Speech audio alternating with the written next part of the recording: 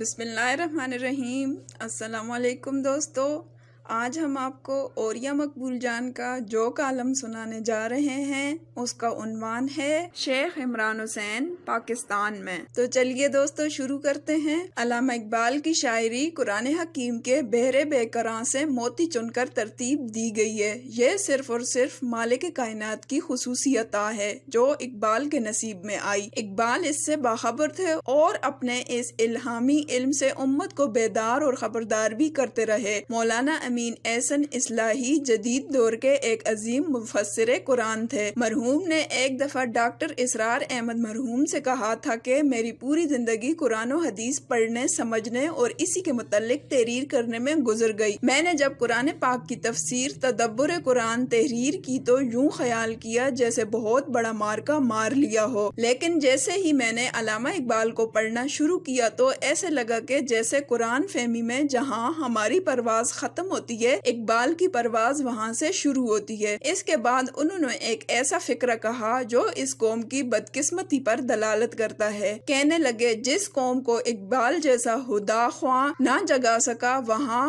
شمع کس کھاتے میں ہے۔ اسلامی تاریخ میں بہت کم لوگ ایسے ہیں جنہوں نے دعوے کیے اور وہ روز روشن کی طرح سچ بھی ثابت ہوئے۔ انوار قرآن کے غواص اقبال نے اپنے بارے میں اللہ کے حضور دعا گو ہوتے ہوئے ایک بہت بڑا دعویٰ کیا ہے۔ فرماتے ہیں گرد عالم آئینہ بے جوہر است، گر بہر فم غیر قرآن مضمر است، پردہ ناموس فکرم چاک کن، ای خیابہ راز خارم پاک کن، روز میشر خوار رسوا کن میرا، بے نصیب از بوسہ پاکن میرا۔ ترجمہ: اگر میرے دل کے آئینے میں کوئی خوبی نہیں ہے، اگر اس دل میں قرآن پاک کے سوا کوئی ایک حرف بھی موجود ہے، تو اے اللہ میری فکر اور عزت ناموس کا جو پردہ بنا ہوا ہے اسے چاک کر دے اور اپنے اس خوبصورت باغ میں سے میرے جیسے کانٹے کو نکال پھینک، مجھے میدان حشر میں خوار و رسوا کر دے اور مجھے رسول اکرم صلی اللہ علیہ وآلہ وسلم کے پاؤں کے بوسہ سے بھی محروم کر دے۔ یہ دعویٰ اقبال ہی کو زیبا تھا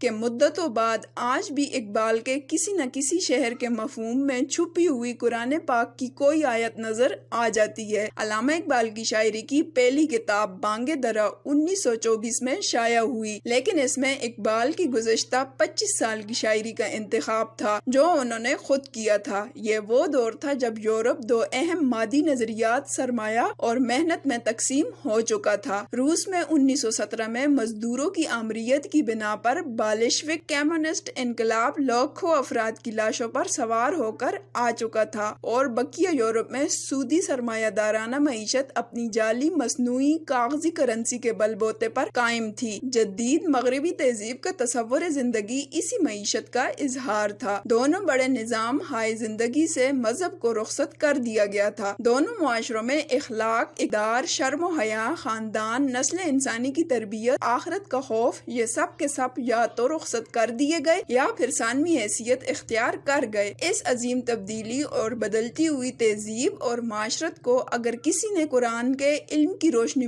پہچانا تو وہ صرف اور صرف اقبال تھے۔ صدیوں سے مفسرین قرآن سورۃ الانبیاء کی آیات نمبر 95-96 پر بغیر توجہ دیے گزر جاتے تھے، حالانکہ ان آیات میں آخر الزمان یعنی قیامت سے پہلے کے دور کی اہم نشانی یاجوج ماجوج کا تذکرہ موجود تھا۔ ان دونوں آیات میں تو اللہ نے یاجوج اور ماجوج کے کھولے جانے کے بارے میں وقت کا بھی کسی حد تک اشارہ دے دیا تھا۔ فرمایا اور جس بستی کو ہم نے ہلاک کر دیا اس پر لازم ہے کہ وہاں کے لوگ پلٹ کر نہیں آئیں گے یہاں تک کہ یاجوج ماجوج کھول دیے جائیں گے اور وہ ہر بلندی سے حملہ آور ہوں گے۔ مفسرین اس بستی سے ہمیشہ سے یروشلم کی بستی تعبیر کرتے چلے آئے تھے۔ 1920 میں یہودیوں کو یورپ کی اقوام نے واپس یروشلم کے آس پاس دوبارہ آباد کروانا شروع کیا جہاں سے وہ 70 عیسوی میں نکالے گئے تھے۔ اس ہجرت کا ذکر قرآن پاک میں یوں ہے: پھر جب دوسرے وعدے کا وقت آیا تو ہم نے دوسرے بندوں کو بھیج دیا تاکہ وہ تمہارے چہرے بگاڑ دیں اور پچھلی دفعہ کی طرح اسی مسجد میں گھس جائیں اور جس چیز پر قابو پائیں توڑ پھوڑ کر جڑ سے اکھاڑ دیں۔ سورہ بنی اسرائیل۔ یہ اس تباہی اور ہلاکت کا ذکر ہے جو رومن جنرل ٹائٹس نے یروشلم شہر میں برپا کی تھی۔ اس وقت سے لے کر 1920 تک 1850 سال یہودی کبھی یروشلم میں واپس نہ آئے، کیونکہ قرآن کے مطابق ان پر یہ بستی حرام کر دی گئی تھی۔ لیکن جیسے ہی ان کی آمد ہوئی تو رمز آشنائے قرآن اقبال پکار اٹھا کہ اگر یہودی یروشلم واپس آ چکے ہیں تو پھر اللہ نے یاجوج ماجوج کو بھی یقیناً کھول دیا ہے، اور یہ کوئی اور نہیں بلکہ جدید مغربی تہذیب ہے۔ کھل گئے یاجوج اور ماجوج کے لشکر تمام، چشم مسلم دیکھ لے تصویر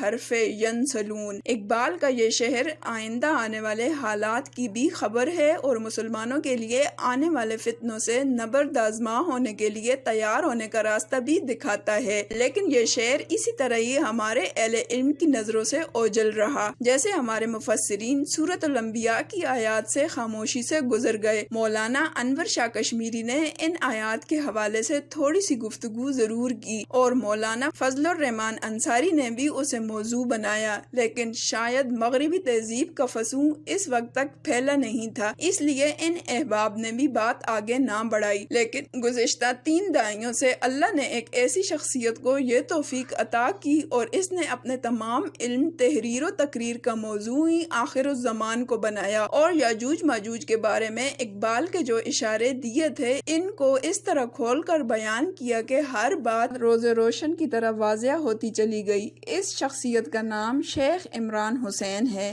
جنہوں نے زانوئے تلمذ مولانا فضل الرحمان انصاری کے ہاں طے کیا۔ مجھے عمران حسین سے متعارف آج سے 20 سال قبل خانہ کعبہ میں ایک یورپی مسلمان نوجوان نے کروایا، جو صحن کعبہ میں بیٹھا ان کی کتاب یاجوج اور ماجوج کا مسلسل مطالعہ کیے جا رہا تھا۔ اس دن سے لے کر آج تک میں انہیں مسلسل پڑھتا اور سنتا چلا آ رہا ہوں۔ آج سے 10 سال قبل 18 فروری 2012 کو جب عالمی سودی معیشت کے متبادل کی تلاش اور پاکستان میں سودی نظام کے خلاف جدوجہد کے لیے العلم ٹرسٹ فاؤنڈیشن کا قیام عمل میں لایا گیا تو شیخ عمران حسین کی اسلامی معاشی نظام اور مغربی معیشت کے روح میں لکھی گئی تحریریں اور تقریریں ہمارے لیے مشعل راہ تھیں۔ انہی کے افکار سے متاثر ہو کر ابراہیم وڈیلو نے درہم و دینار بنانے کی تحریک شروع کی تھی۔ عمر ابراہیم وڈیلو کو العلم ٹرسٹ نے جولائی 2012 میں پاکستان مدعو کیا اور یہ ایک بہت بڑی تقریب تھی جس نے لاہور کے سب سے بڑے ہال ایوان اقبال کو بھر دیا تھا۔ ہماری خواہش تھی کہ ایک دن ہم شیخ عمران حسین کو بھی براہ راست سن سکیں گے اور ان سے سوال جواب کر سکیں گے۔ ہماری خوش بختی ہے کہ وہ گزشتہ چند ماہ سے پاکستان میں ہیں، لیکن